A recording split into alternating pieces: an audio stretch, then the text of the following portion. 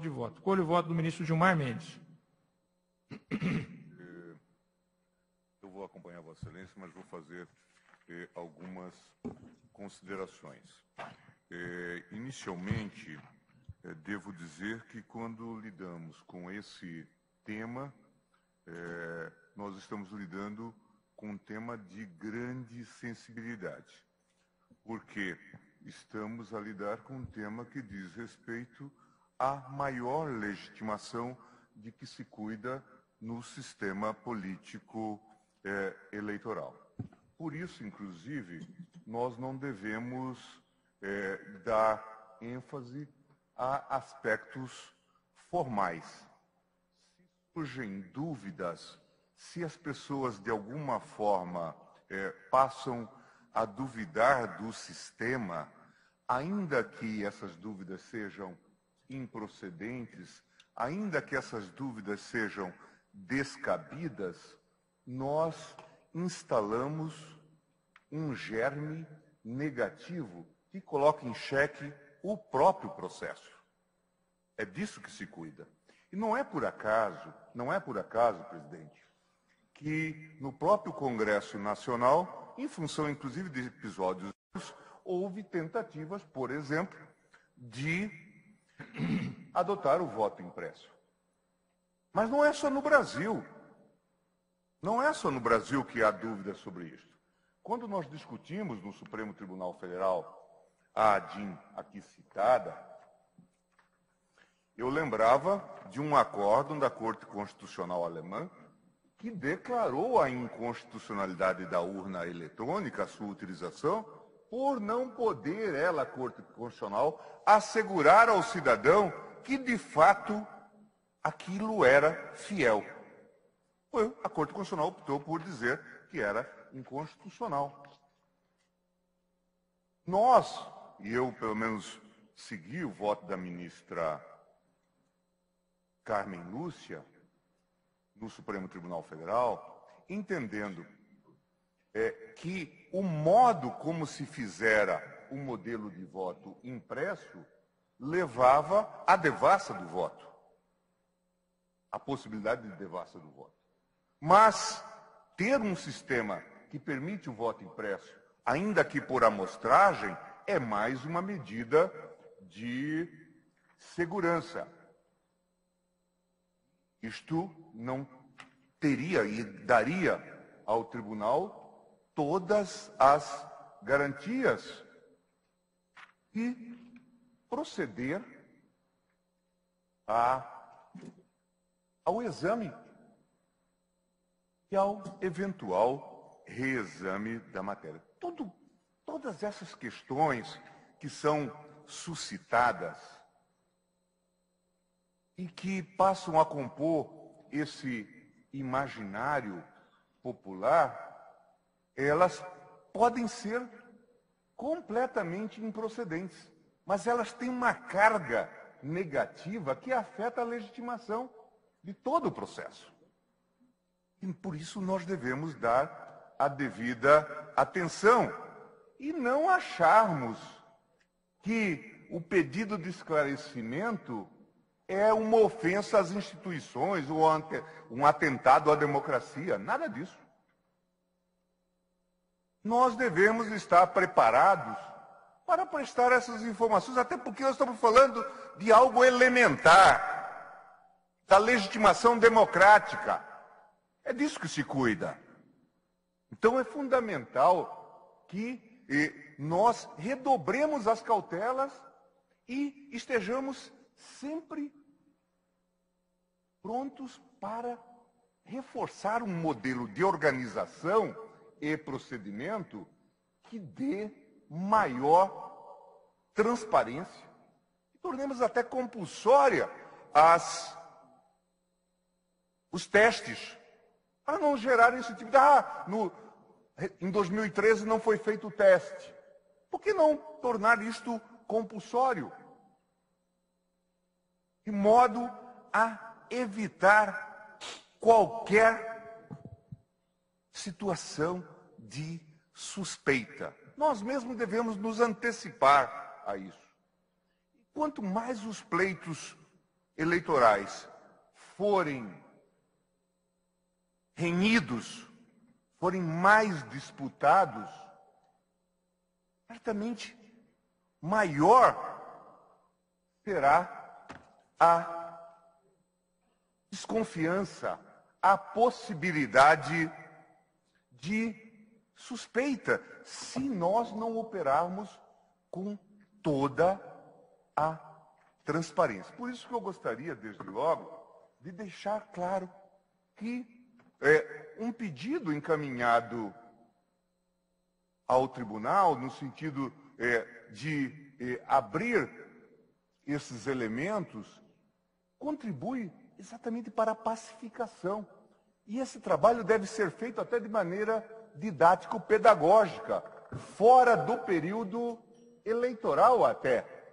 Um trabalho que mostre a seriedade com que esta corte opera. Veja, Vossa Excelência fez referência a questões sensíveis da nossa história. O Brasil já fez uma revolução em nome da verdade eleitoral, a chamada Revolução de 30, que depois desanda. É nesse contexto que se cria a justiça eleitoral, para se ter a verdade do voto. E a partir daí, então, um enorme esforço que nos diferencia de outros países nesse tipo de matéria. Mas vai se dizer, mas essas suspeitas elas são indevidas. Muito provavelmente sim. Todos nós que lidamos, que já passamos pela justiça eleitoral e acompanhamos a saga da construção da urna eletrônica e temos orgulho desse modelo, aprendemos que se trata de um modelo de caixa registradora que, em princípio, não é suscetível a essa invasão de hackers, porque o sistema não está interligado, mas nós sabemos, e a toda hora também temos notícias, de manipulação nas contas bancárias, de grandes golpes dados a partir desse tipo de intervenção.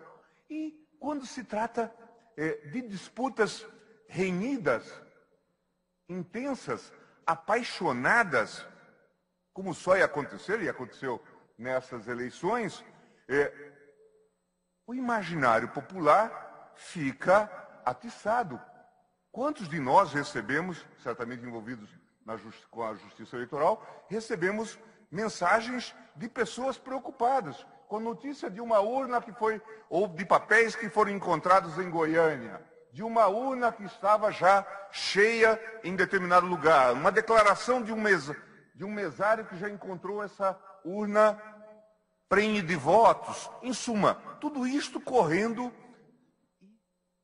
Aquilo que antes era fofoca, era buchicho, agora corre na internet com uma velocidade que nós não conseguimos acompanhar. Então, é preciso que nós até redobremos, aprendamos essa questão. Eu lhe falava, numa das nossas conversas, que até mesmo a questão do horário e do acompanhamento da apuração, nós precisamos fazer uma proposta de ajuste. Mas Vossa Excelência viu que isso vem de várias eleições. Sim, não nego, mas a questão do fuso horário e a impressão que gera na população de que só se abriu o processo quando um determinado candidato já estava à frente, gera esse tipo de suspeita. E vamos agora conter esse imaginário popular num contexto de uma disputa acirradíssima e que já se pronunciava acirrada antes mesmo do seu início. Eu não cometo nenhuma imprecisão ao lembrar aqui, estou lembrando de cabeça, mas eu fui agora à internet, uma declaração da candidata agora eleita presidente Dilma. Veja, e as palavras têm força, que diz que a gente faz o diabo quando dá eleição. A gente pode entender essa expressão de várias formas. Mas fazer o diabo tem uma carga figurativa muito grande. Será que fazer o diabo significa que a gente é capaz até de fraudar a eleição?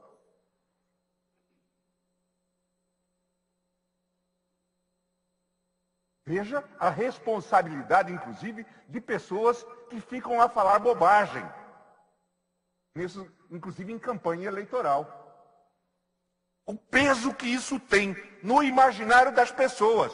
O que significa fazer o diabo na eleição?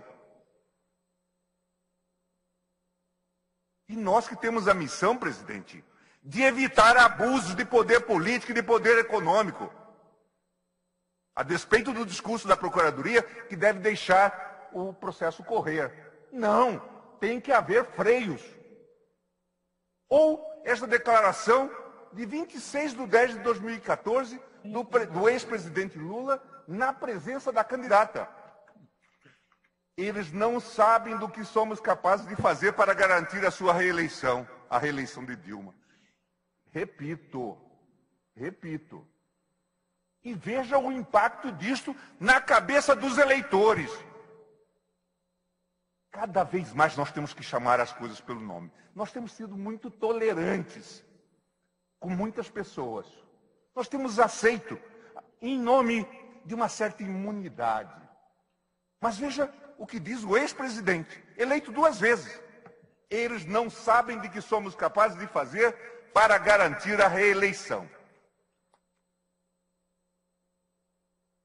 Será que as pessoas não podem imaginar que quem diz isso é capaz de dizer eu sou capaz de fraudar uma eleição?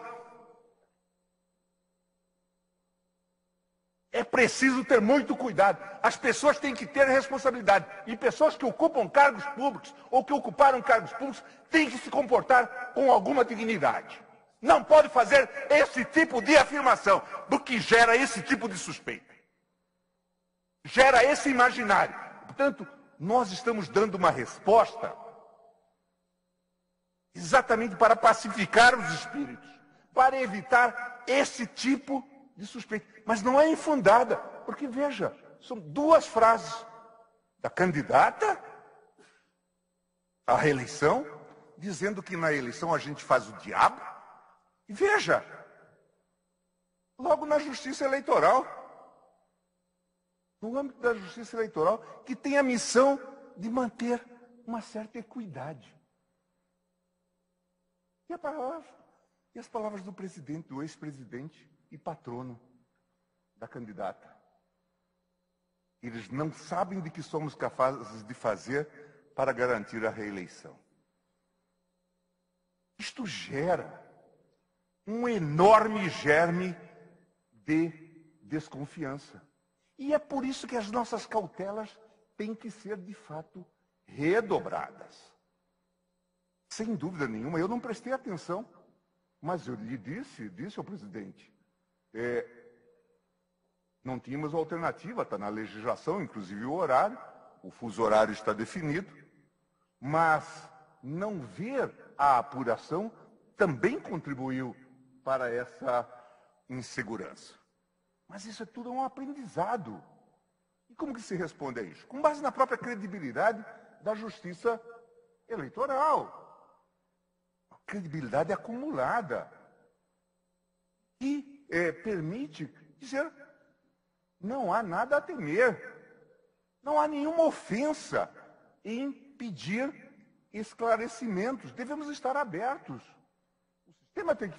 E devemos, inclusive, produzir novas normas no nosso âmbito ou sugerir normas ao Congresso Nacional para aperfeiçoar o sistema, torná-lo mais transparente, passível de auditoria, sem maiores dificuldades. Porque não se pode fazer o diabo nas eleições. Porque não se pode fazer tudo para ganhar eleições. Isto é exatamente o contrário do que preconiza o conceito que permitiu a criação da Justiça Eleitoral. E quando a Justiça Eleitoral permite um vale-tudo, permite fazer tudo, fazer o diabo, ela precisa ser fechada. ela não é mais digna de existir. Portanto, presidente, eu acompanho o voto de Vossa Excelência com essas considerações. Como vota